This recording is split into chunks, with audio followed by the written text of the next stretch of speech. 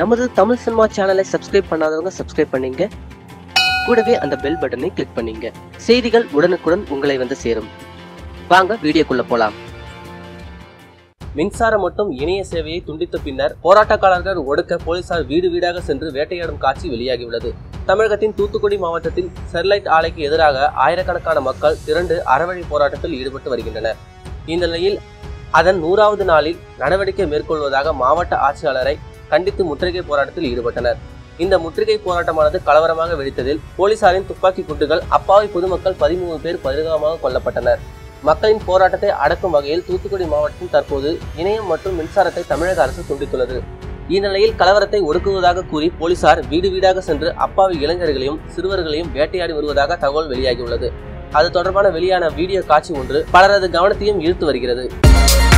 மேலும் இது போல செய்திகளை தெரிஞ்சுக்க நம்ம தமிழ் சினிமா சேனலை சப்ஸ்கிரைப் பண்ணுங்க.